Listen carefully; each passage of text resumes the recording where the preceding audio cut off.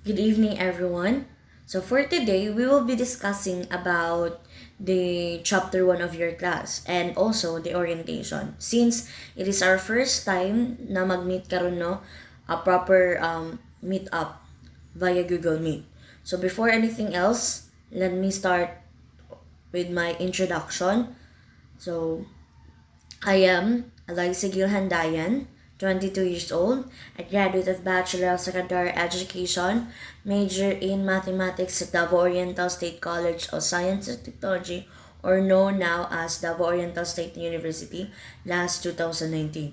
And I am currently taking up my master's degree at University of Mindanao, main campus, Matina, Davao City, with a course of Masters of Arts in Education, major in teaching mathematics.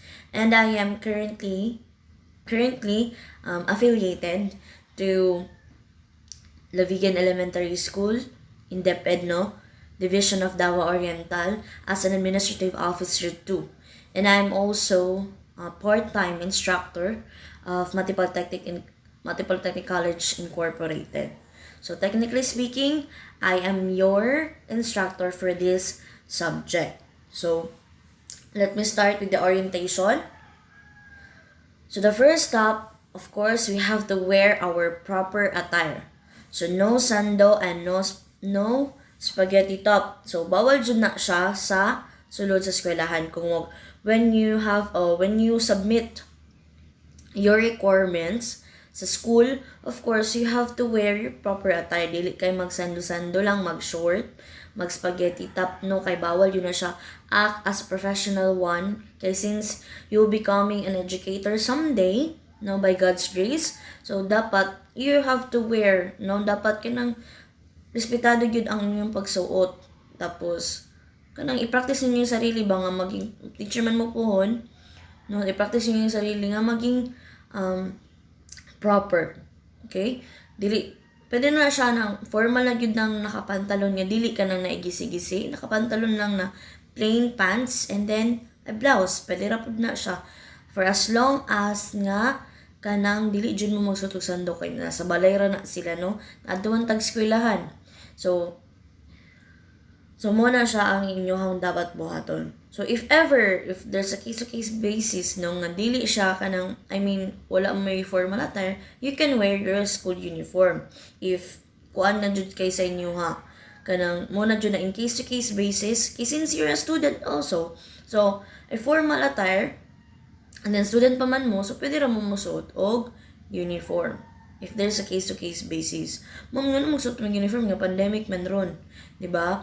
So, ganing no, as what I've said, as what I've said, dili lang kay kuan, kanang, kung wala na dyan choice, no? Kung wala na choice, kung wala na may pants, or blouse, no? Or polo shirts, so, pwede ra mo musuot sa inyong uniform. Okay, proceed ta no sa next next is the mode of payment. So you have to pay your tuition fees every second and last week of the month. Diba, usually we have our summative test and examinations, no? So usually katong first semester nag-start na siya, diba, usually nag-start ta for example, sa last is September 1. So, the second week, di ba, nagka-summative test man ta. So, kanang second week, muna ang tingbayad sa inyong summative test, no? And then, also, di ba, pag magbayad mo sa inyong permits, di ba, duha na sa summative test and sa mga terms na mga exam like that. Prelim, midterm, final, semi-final and final, no? So, at the end of the month, man ta naga-conduct og exam. But karon, di ba, due to sa enrollment, di ba, gi-extend man ang enrollment, so ato ang summative test supposedly is today, February 28, but since wala pa man ko nakakonduct og kakandak og klase, no? Wala man ko nakakandak og klase sa chapter 1. So, dito na lang ta sa Friday. Okay? Since our class is Monday and Friday, 6 to 7:30. So, sa Friday na ko mag-conduct og summative test, di ba? So summative exam to be conducted every first week of the month, and for the regular exam to be conducted every last week of the month. So since second semester naman ta, no, so mag-start ang atoang summative test sa first week of the month. So usually sa, di ba, since February 28, di ba, momento ang schedule is February 28 June. But okay, since late man ta, so dito na ta sa Friday. And then si Friday, karga pa man siya sa first week of the month, diba, sa March. So dito na-follow po na tong rules ana. And for the regular exam conducted every last week of the month. So for kuan lang karon, no, karon kay March 12 man gud. If I'm not mistaken ha, March 12 mag prelim examination. So taas-taas pa time makadiscuss pa ta og chapter 2 kay ang inyuhang kuan, sige, ang inyuhang outline sa topic, no, ako na lang siyang isend sa ato maghimo ko Google Classroom, and then isend na ko siya dito. Okay, secure permit before the scheduled date of the exam. So inyo jud siyang i-secure inyong permit. So before mo mag take og examination, you have to send your permits to me. Pwede nyo siya isend sa ako ang messenger, or pwede ra po ko magbuhat og room dito sa Google Classroom for the submission of your permits. Kaya para isa-isa lang mo siya matanaw dito. And then, of course, no permit, no exam. So, di ba, nakaugilian na nato na sa school, sa Mati Polytechnic College nga, no permit, no exam yun da. So, dili mo makatake og exam, mapasummative man, or mapasummative man, or ang exam jud, no, ang major exam. So di mo ka take ana if you don't have a permit to show, or wala man mapakita sa kuha. Okay, so proceed ta. So another rule, or our rule, of course, is, no, you have to submit your written report. Since you are an education student, of course, dili na jud na siya bago sa to, ano, di na to na ikalimod nga magbuhat gyud mo og report. So mag-reporting gyud ta sa to ang klase. Okay? Okay, para ma-practice mo in the near future on how to discuss in front of the students. So since, no, maghatag man kog reports sa inyo ha, of course you have to submit a written report. So the format of our written report is this one. So una, i-show na ko siya sa inyo ha karon ang iyahang format yun, kanang iyahang yung format, so yung style, no. So una ang subject, and then the title of the report, and then after ana name, so mag-start ang last name, first name, and the middle name, year and course, and then after is the size of the paper. So ang size sa inyong paper is A4, no. So size of the paper A4, and then the font is Times New Roman. The font size is 12. The spacing is 1.15, and the margin is normal. So kani it's written report man, no. Inyuhan niya siyang ang katong inyuhang mga reports is, of course, kaning written report, of course, exempted ni siya sa mode of submission. Ako ang i-discuss ang mode of submission karon, no. So after aning format of written report. So kani siyang format of written report, encoded, exempted ni siya sa mode of submission. Encoded yun, dili ko musugot og handwritten. Encoded, kay that's the formal way, no, of submitting the reports, of course. So encoded siya. And this, no, written report, each reporter must prepare a video presentation with regards to their assigned topic to be reported. So ang inyuhang written report, nana siya'y kasabay, or nana siya'y kauban nga video presentation. Nga nung nagpa-video presentation ko, it's because, no, as what we have, nag-meet man ta last week, di ba? Sa Tuesday, and then putol-putol jud kaayo ko, no? So mo nang pa-submiton ta mo o video presentation para makita na ko siya, di ba, usually mag-video presentation gina-upload man na sa YouTube, no, para makita na ko siya And then, mutanaw man ko sa report, basin man gud magputol-putol mo, so pwede na ko siya tan-awon og balik to grade you or to critique your discussion or your reporting. Okay? And all the assigned reporters should submit their written report prior to the reporting schedule. So, ang inyong written report, no, dili siya prior to the reporting schedule, but you have to submit that one to me this Friday. Friday ninyo siya isubmit ang written reports sa ako. Okay?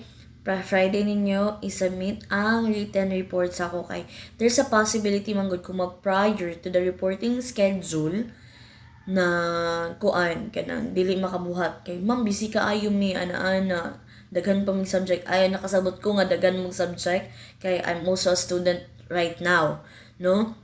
So para dili malimtan mo nang pabuhaton ta mo karon karon, and of course you have to submit that one on Friday. Okay? On Friday na siya. Pero ang video presentation isubmit siya prior to the reporting schedule. Ay, dili na lang prior to the reporting schedule sorry. Kuha na lang, isubmit siya along with the written report, okay? Isubmit siya along with the written report. So, dili na lang Friday, tagan ta mong time Saturday na lang mag-summative test man mo sa karong Friday, and then March 4. And then karong Saturday mo magpasa sa inyong video presentation along with the narrative report nga encoded. Sorry, no. So this is the format of your written report. So you have the logo of the school, and then after that the teaching mathematics, the primary grades, addition of full numbers, and then the name, Andayan Eliza Gale, year-end course, second year BE Ed. So after ana kato na inyong sulod na sa inyong topic, no, kung discussion, of course, and then sa ubos na tong submitted to Eliza Gale Handayan instructor. So ubos na siya pag after na sa discussion, tanan discussion, after ana dito na niyo iputang ang submitted to Eliza Gale Handayan LPT instructor ana. And then next rule is the mode of submission. So sa mode of submission, no? So mode of submission, we have two types of mode of submission. So we have the handwritten mode of submission and the encoded mode of submission. So ang handwritten, of course, from the word itself, handwritten meaning sulaton. So kani siya applicable lang ni siya sa ato ang assignments, activities, and the exam. Applicable na siya din Pero sa atong written report o sa atong ang project, dili ni applicable ang mode of submission or ang handwritten mode of submission. Usually encoded na siya, encoded mode of submission. So pag handwritten ka, no, isulat nimo imuhang answers sa mapa-assignment man siya or mapa-assignment man or mapa-exam man siya. Pwede nyo ni siya sulaton. And then ang handwritten, no, okay, since gisulat man niyo siya, ipasa niyo siya physically sa school. Okay? Kamo ang mapasa na inyo mga assignments, mga exam sa school, no?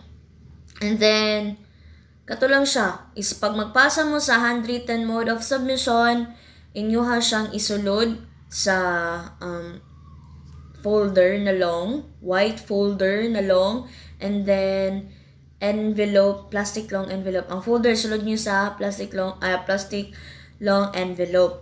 Kay mo na siya ang nagapamatuod na kanang formal mo magpasa. Dili kay nanghakot ko og folder o envelope. Dili siya, wala ko intention ana. Ang ako is tudluan mo unsaon pagpasa in a formal way.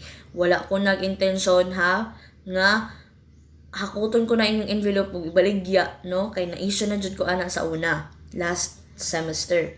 So dili ing ana ko ang akong punto is tuluan mo unsaon pagpasa in a formal way. Okay, that's the formal submission. Okay, sa kuan gani sa DepEd, no, sa DepEd gani formal gyud ang white folder ginasulod gyud ng envelope. Pag mag-submit mo reports, pag mag-submit mo application, mo na usually ang sa DepEd nga Division of Davao Oriental.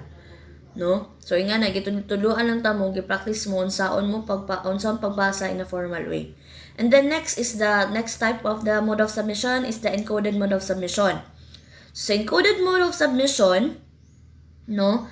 Okay, from the word itself, encode, so you have to type in the Microsoft Word, no? You have to type your your outputs in the Microsoft Word. I-type ninyo siya, and then pwede niyo siya i-follow ang format sa katong written report ninyo, no, nasa A4 ninyo siya gibutang, and then siya, and then encoded, pero pwede rin ninyo siya inarrow og no spacing for as long as encoded. And then ang ma-follow lang ninyo dito is ang font size and then the font style, which are the font. Ang font style is Times New Roman, and ang font size is 12. So mo to siya kato, pwede to ninyo ma-follow. Pero pwede na po din yun i-follow ang spacing ug ang margin, kay sayang ra kaayo sa bond paper. Pwede na po.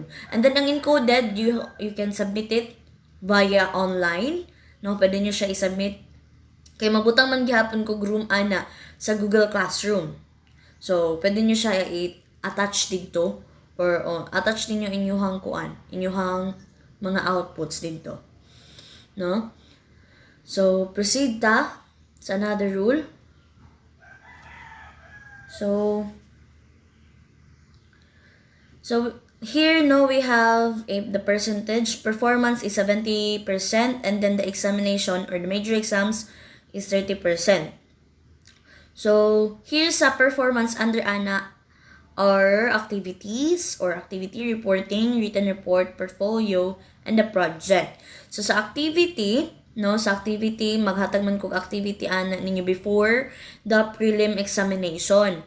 Kay maghatag man ko ana sa inyo before the prelim examination, no. So mo na siya, dira na siya mabutang, not before the prelim examination, before the examinations. And then the reporting, so katong reporting isulod ko ni siya diri sa ato ang performance task.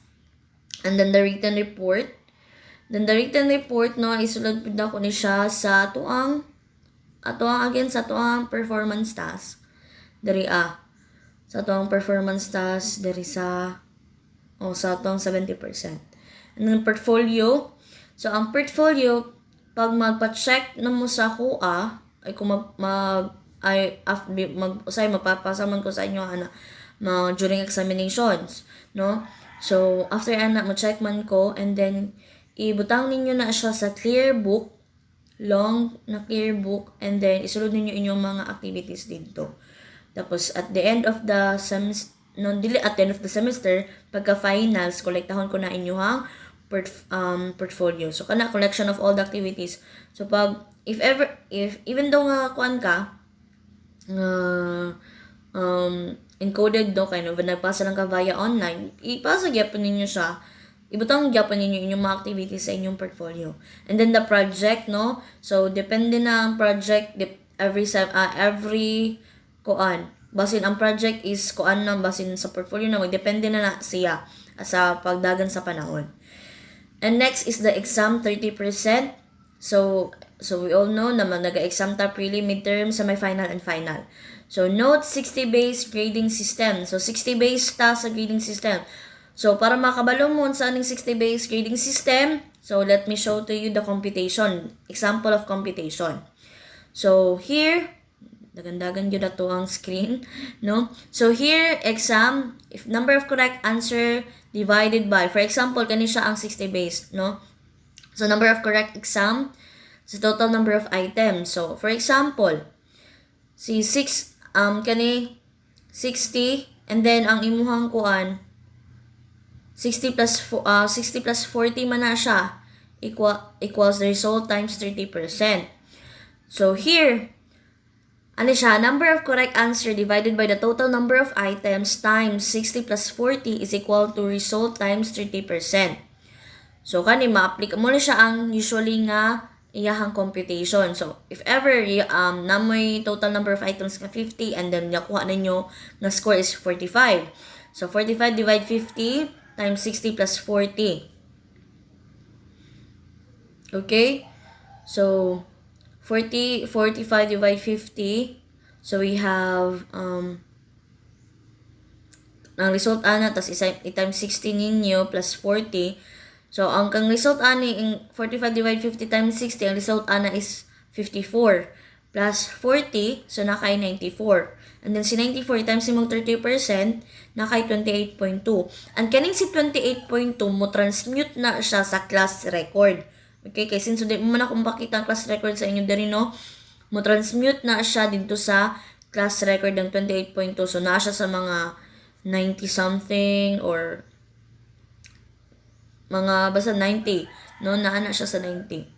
So, 90 or 88, 88. So, naana siya din na part na transmutation ana. So, dili mabala ka kung na may questions regarding with the computation sa inyong grado, you can compute that one to me. Kasi since kipapasa tamang portfolio, no? Kipapasa man tamang portfolio, so pwede niyo siya makompute isa-isa. If you have questions with your grades or any scores, no? So, kung na may mga questions. So, pwede mo mapakita na. So, this demonstration teaching ka since we are ato ang subject, no? You are enrolling in teaching mathematics in the primary grades. So, at the end of the semester, at the end of this subject, you have to we have to conduct a demonstration teaching. So, sa demonstration teaching, what to prepare? So, ang i-prepare ninyo is ang semi-detailed lesson plan. So, kaning demonstration teaching, ma-discuss ni siya sa finals. No? Ma-discuss ni siya sa finals. And this demonstration teaching will be your final examination. So, dapat paghandaan dyan siya kay final examination dyan siya. And then, the summative test, no? Ang summative test is the semi-detailed lesson plan. Muna siya inyong summative test and inyong inyong final examination is ang demonstration teaching. So, kana lang, kaning demonstration teaching, ma-discuss mo ni siya sa final na discussion nato. So, di mabala ka kay i-discuss sa reporter on saan pag-demonstrate no, sa mga subject. Ang inyong i-demonstrate also is ang subject na mathematics since we are in that teaching mathematics, the primary grades. So, ang primary grades is kinders 1, 2, 3. K1, 2, 3. Muna siya ang primary grades, no? So, muna mangita mo mga mga objectives nga naa sa MELCS, most essential learning competencies. Pwede nyo na siya ma-search sa internet. So, pangunin nyo ang mga objectives ana sa kinder 1, grade 1, grade 2, and grade 3. Pwede mo hadra ang mga objectives. Dili ko mo sagot nga magbuhat-buhat ra mo objectives, no? Di ko mo sagot ana, dito mo follow sa most essential learning competencies. So that's it of our orientation for today. So we'll proceed to our discussion of the chapter 1. Okay, again, good evening everyone. So for the continuation, no? So today we will be discussing about the chapter 1. So the chapter 1 na siya it tackles all about the whole numbers. So na siya 5 ka lesson. Lesson 1, we have ang lesson 1 nato is ang place value. So mag-place value ta. The lesson 2 is addition of whole numbers. Lesson 2 is subtraction of whole numbers. Lesson 3 is the multiplication of whole numbers. And lesson 4, Lesson 2, addition. Lesson 3, subtraction. Lesson 4, multiplication. And Lesson 5, division. So, muna ang discussion under this chapter 1. So, first, we will be discussing about the lesson 1, which is the place value. So, the place value in a 4-digit number are thousands, hundreds, tens, and ones place. So makita ni siya kani nga definition kuan na to ni siya no, tan-aw yun na to ni siya, masabtan na to siya maayo sa iyahang example. So here pod sa place value mo na siya ang dilibadi pag once you are a teacher, dili nimo siya tudlo dayon nga mo ni siya ang ones, mo ni siya ang tens, mo ni siya ang hundreds, mo ni thousands. So ipasabot pa man niyo sa bata kung unsa na siyang ones, di ba? Before mo proceed mo tudlo nga kani siya ang ones, student, kani ang kaning tens, kani ang hundreds, dili man ing ana, di ba? So imo pa man siyang ipasabot kung unsa nang ones, unsa nang tens, unsa nang hundreds, unsa nang thousands, no? And then here sa example, so we have here the place value chart. So ang ipasabot yun mo sa bata pag ones gani, ones lang, isa, no? Isa lang, wala siya kauban nga zero mo, yun yung pasabot ana. Bago mo magpakita nga kana siya mo na siya ang ones. So the ones, the tens, so tens kana na siya 0 mo ng 20, 30, 40 mo siyang tens. Dili kay tens lang nga 1 and 0 ha, no? So 20, 30, example lang is 20, 30, 40 until 90. Kay pag hundreds, dahil na po ito nga istorya, hundreds na punta. No, 100, 200, 300, and then the thousands. So, kani siya, muna siya ang iyahang place value chart. Pag abot na niya, for example, so we have the place value in words, the thousands, hundred, tens, and ones, and then the place values in figures. So, if you have here the figure 4,728, no? So, ang ones nimo is ang 8. Ang tens nimo is ang 2. Ang hundreds nimo is 7. And then the thousands nimo is 4. Pero pag magsulat na siya kung isa-isahon, 4,720 and 8. Kung isa-isahon siya, pagsulat dali as sa place value in figures. Pero kung kuan lang siya, imo lang siyang i-identify kung unsa ang ones dito, unsa ang tens, unsa ang hundreds, unsa ang thousands. Ang 8 ang ones, ang tens ang 2 ang tens, ang 7 ang hundreds, and ang 4 ang thousands. So the value of each digit in a numeral is the digit multiplied by its place value. So kato siya no, katong mga baliktad diri sa ato ang kuan, baliktad sa ato ang unsa ni balikta. So kani siya imuha ni siyang i-multiply kaning iyahang isa ka sana ko ang kuan. Sorry. Ang kaning given number i-multiply nato siya sa place value sa tuang mga place value. Diba? As what stated here, no? I-multiply nimo siya sa place value niya. So ang 8 times 1, 2 times 10, 7 times 100, and 4 times 1,000. So imo siyang i-times, no? Or i-multiply nimo siya to show the place value in figures. So, pag 8 times 1, mahimo na siyang 8. And 2 times 10, we have 20. 7 times 100, so we have 700. And 4 times 1,000, we have 4,000.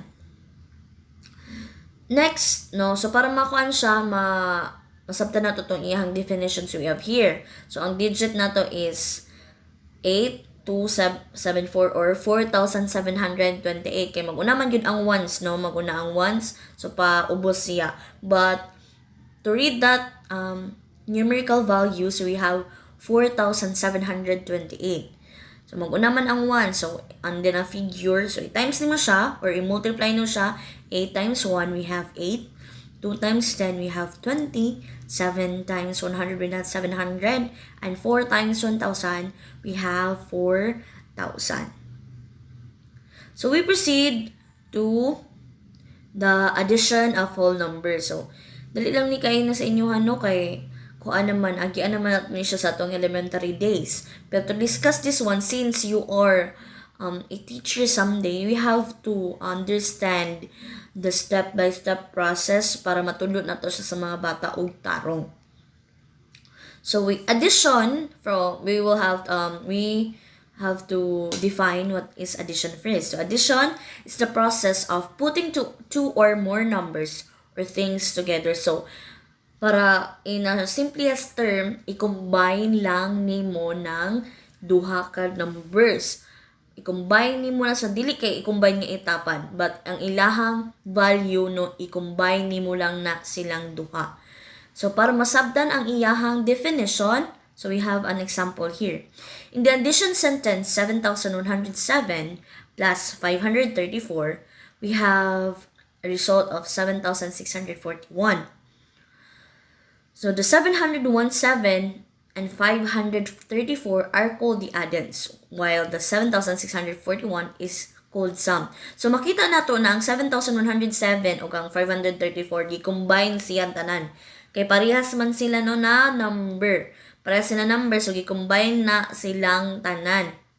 Okay? Gi-combine na silang tanan. So pag combine ana tanan, nahibalaan niya na ang value pag combine niya tanan is 7,641.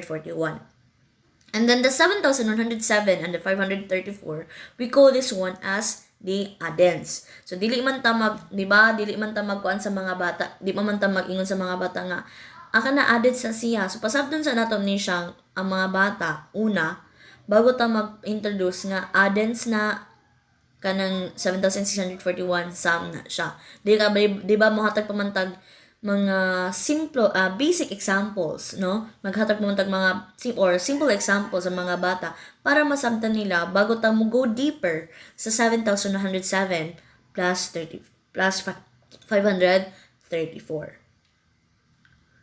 So we have the properties of addition.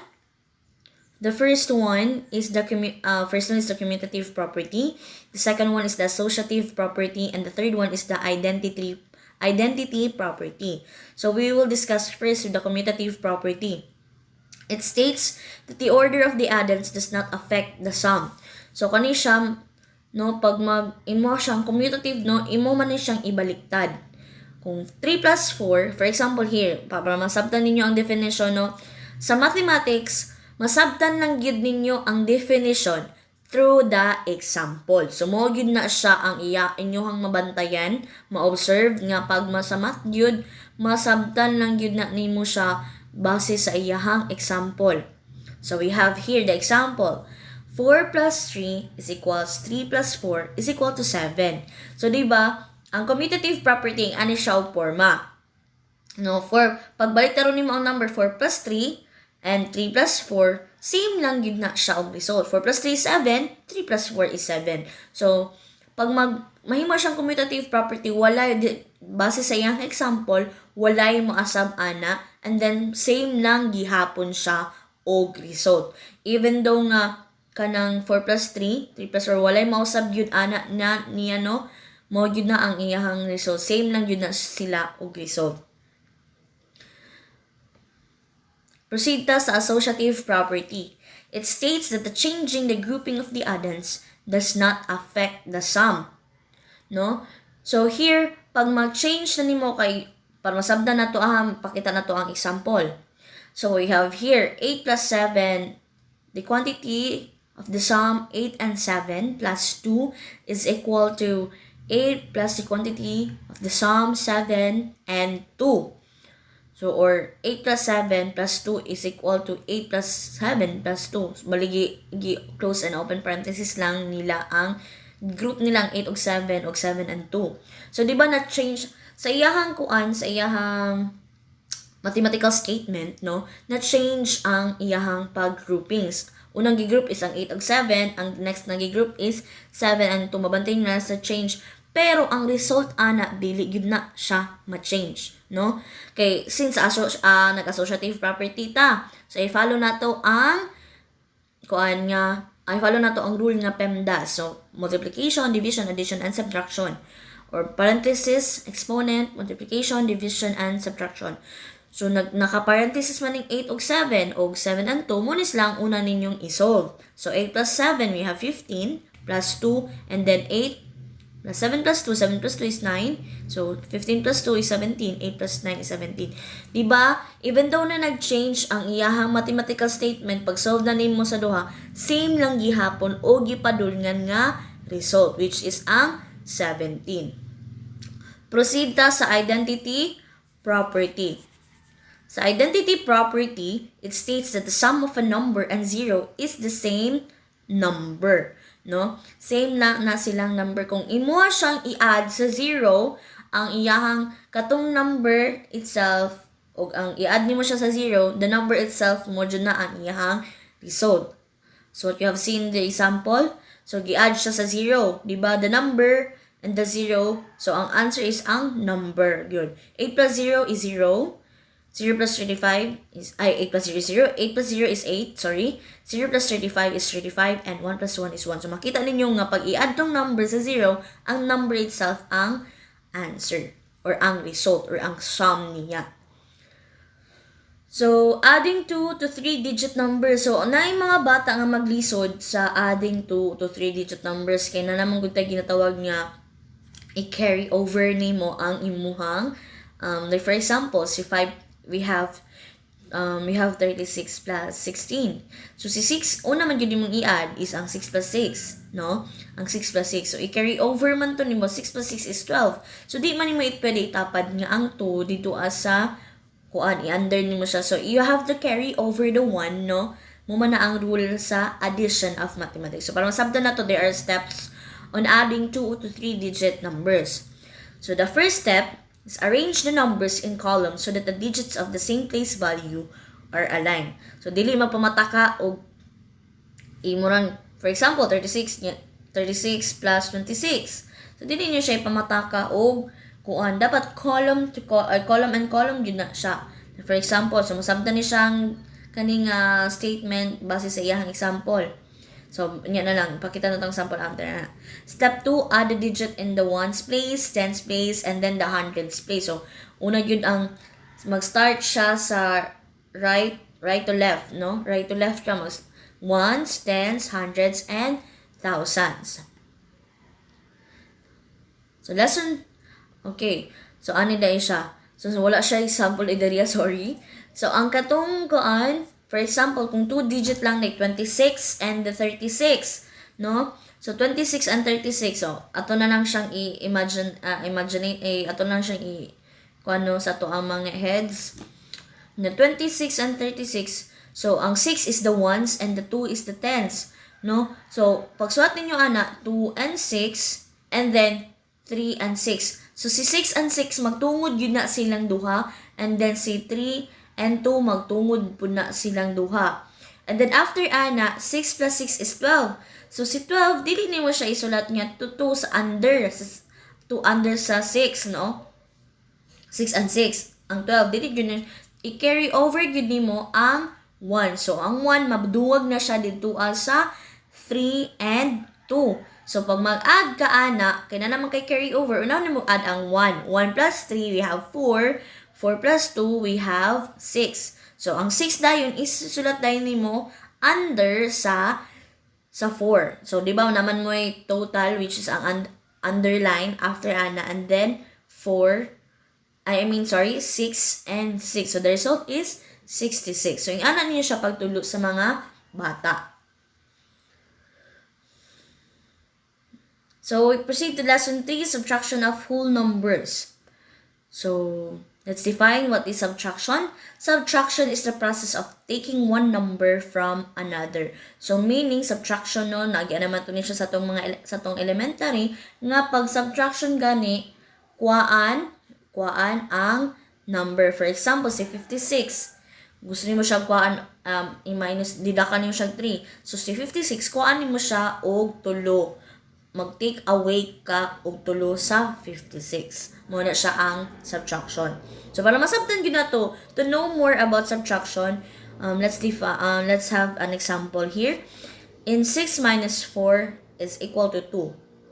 6 is called the minuend, number 4 is called the subtrahend, and the 2 is called the difference or the remainder. So, para dili ta malibog ang kuan ng difference lang atong gamiton. Difference lang ato ang gamiton. Okay? Difference lang ato ang gamiton. So here, ang kaning 6 is this, mo jud na iyahang iyahang figure. Pag 6 kay minuend, ang 4 is the subtrahend. Kay muna siya ang nagadidak sa dito sa katong whole nga part, i-take away, no? Muna siya ang subtrahend, and then the answer or the result of the subtraction process is, we call this one as difference. Subtraction is the inverse operation of addition. Ganong inverse operation of addition siya because we have here subtraction sentence 6 minus 4 is equal to 2, and the addition sentence is 2 plus 4 is equal to 6, and 4 plus 2 is equal to 6. So same lang na siya, more commutative property, right? So here, di ba ang result niya is 6. And then pag i-inverse nimo ang 2 plus 4 is equal to 6, maybe pwede siya 6 minus 2 is equal to 4, 6 minus 4 is equal to 2. Pwede na siya ingana, no? Na-inverse na ang iyahang result. Or 6 minus 3 is equal to 4, 6 minus 4 is equal to 2. So, pwede na-inverse na-inverse siya. Munang ginatawag siya og the inverse operation of addition. So, we have now the subtraction of 2 to 3-digit numbers. So, same lang gihapon na siya pamaagi sa addition. But here lang, kay i-deduct lang nato siya. Mag-take away lang ta sa whole nga part. So, we have also the steps of subtracting 2 to 3-digit numbers. So, first one is the arranged numbers in columns. Same lang gihapon nyo. I-arrange gihapon nato siya. If you have 36 and 26, no? Duha ka 2-digit numbers. And then, after ana, imo siyang i-deduct. So, 6 minus 6, we have 0. 3 minus 2, we have 1. So, naka-column yun na. Imo naka-column yun na siya. Naka-align yun na siya sa column. And then, subtract 1's digit. So, una yun yung subtract nimo ang 1's. 6 katong 6 o katong 6. Mga 1's man to sila. And then, 3 and 2 tenths. After ana sa pag-deduct ninyo, pag nakuha ninyo ang result sa 1's, so, mo-proceed mo sa tenths. And then, subtract the 10th digit, no? Same as what I've said. So, proceed ta sa multiplication of whole numbers. So, before we proceed to the iyahang figure good nga example, so let's define first what is multiplication. Multiplication is called the repeated addition. Nganong repeated addition siya? Tanaw na to siya sa ato ang example. So, in the multiplication sentence, 8 times 830 multiplied by 2 or 830 times 2 is equal to 1,660. And 830 and 2 are called factors, while 1,660 is called the product. And then, yanong multiplication siya as repeated addition because pwede man mo siya 830 plus 830. Diba nagbalik-balik ang iyahang 830? No, nagbalik-balik ang 830. So, pasabot, repeated addition siya. Pero pag multiplication na siya nga term, 830 times 2 na ang iyahang mathematical statement.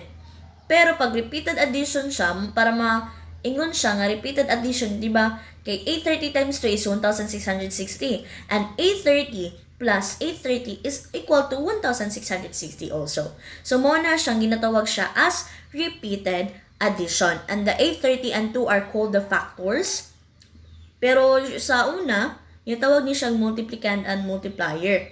Si 830 ang multiplicand and si 2 ang multiplier. Pero karon kay since based sa book na kung ang ikuan og reference ani, 830 and 2 are the factors and 1,660 is the result. Di ba mo na siya ang result? So we call this one as the product. So, kagaya sa addition, naa siya properties of multiplication. So, the first is commutative property of multiplication. The second is the associative property of multiplication. The third is the identity property of multiplication. And the fourth one is the zero property of multiplication. So, his first one is the commutative property of multiplication. When the order of the factor is changed, the product is still the same. So, as what addition no show, same lang na silang duha. Same lang silang paingnan gihapon. Pero lahi naman yung result, lahi na po siya forma kay multiplication man ang addition at is plus, ang multiplication is times or x, no? So here, di ba, pag ang iyang order, ang ginapasabot ng order, for example, 3 times 4 and 4 times 3, no? Nag-change ang iyahang order kasi 3 sa unang statement, si 3 ang una, si 4 ang next. Pagkaduhang statement, si 4 na naguna, si 3 na ang nag-next. Ang next, so nag-change siya. So, pag imo na siyang i-multiply, same lang yapon ang iyahang product, which is 12. So, So like example here, 3 times 5 equals 5 times 3, so 15. Same lang gyapon. Same lang gyapon ang iyang product, even though the order, ang iyang order, meaning the first place, the second place, no, pagkasunod-sunod. So same lang gyapon siya og result. Next is the associative property of multiplication. So the grouping of the factors does not affect the product. So same gihapon siya sa addition, no. Pag i-group nimo siya, ang first statement i-group nimo aning nga kuan kaning 8 and 7, ang second is ang 7 and 2. So kano sila pag abot ana either daw na change na siya ang ihang sa grouping sa factor, wala gihapon na apektuhan ang product. So let me show you the example. 2 times 8, the group of 2 times 8 and 5 is equal to the 2 times the group of 8 times 5. So 2 times 8 is 16, times 5 is equal to 2. 2 times 8 times 5 is 40 times 2, or 2 times 40. So makita ninyo sa ikaduha nga statement, no, nag-change siya. Pero ang kapadulngan ng gihapon ana, no, same lang gihapon ang ilang product, which is ang 80. So muna ang associative property of addition. So proceed ta sa identity property of multiplication. When a number is multiplied by 1, the product is the number itself. So same sa identity, ang identity property sa addition, no, nga pag i-add nimo ang 0, ang number itself ang result. But here sa sa property multiplication, ang identity man sa addition is 0, right? So here sa multiplication, ang 1 is ang identity. Pag i-multiply nimo ang identity number sa i-multiply nimo ang number sa 1, the number itself will be the result. Like for example, 10 times 1 is 10, 1 times 6 is 6. So the number itself, no, ang iyahang result. I-multiplyan siya og 1, the number itself ang iyahang result. So proceed ta sa zero property of multiplication. So any number multiplied by 0 is 0. So mo na siya ang rule na pag i-multiply nimo ang any number, ang result yun na is 0. Mo yun na ang ruling sa multiplication. So 0 times 9 is 0, 15 times 0 is 0. So mo yun na ang iyahang result din. Yun na to na malalis. So proceed ta sa division of whole numbers. So the process of division can be expressed as 10 divides 2 is equal to 5, or 10 slash 2 is equal to 5, or this kaning sa ikaubos 10 divide 2 is equal to 5. Lahi-lahi siya og forma, pero same lang gyapon na siya og process. Pwede na siya ma-express in 3 different ways, pero same lang gyapon na siya kapadulngan nga answer, which is ang 5. So where 10 is called the dividend, or the number being divided, 2 is called the divisor, or the number that divides, and 5 is called the quotient, or the answer in the division.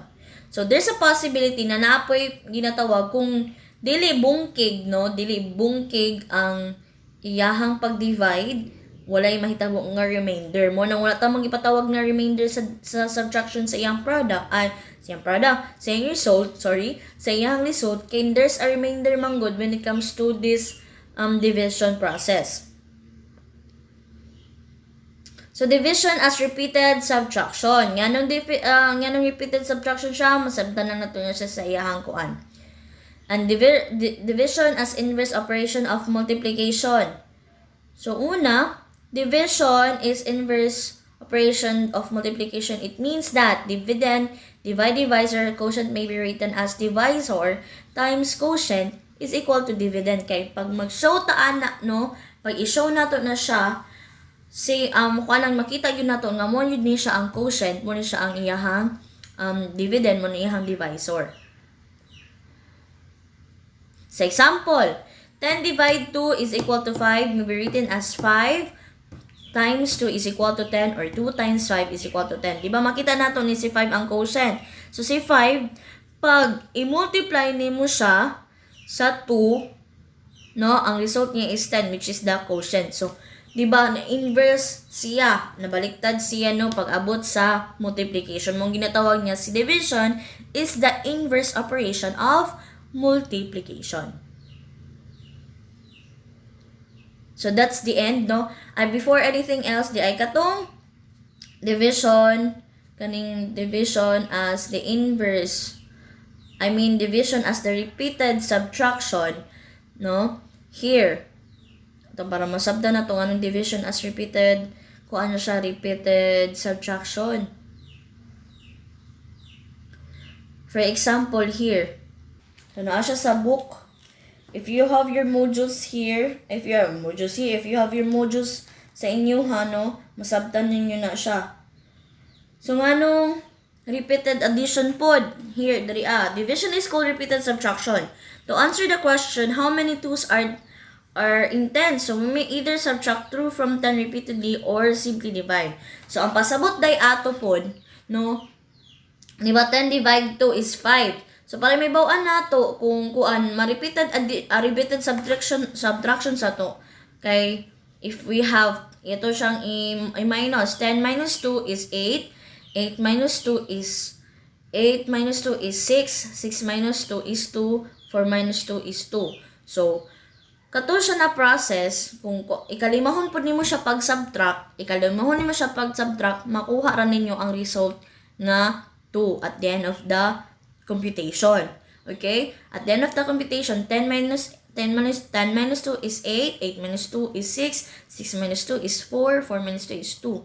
So, at the end of at the end anang computation mo, makuha ninyo ang result niya. Gikalima po siya og minus. Mo nang gitawag nga division as repeated subtraction. So, para nasabda na siya. If you have questions regarding with this topic, you may, after this presentation, you may kanang message or chat i-chat ninyo mga questions, queries sa Google Meet lang kay tubagon day na to after ana. Kay basin magputol-putol na sad ko, no? So, thank you everyone for attending today. I hope you learned something about the chapter 1. So, by the way, before mag-enta sa toang klase, no? Before mag-enta sa tong klase, mag-assign ko o nag-assign na ko og kaning mga reporters, no? Isend ako siya sa morning. Ang mga assigned reporters. And then mag-summative test ta sa March 4. Sa March 4 ta mag-summative.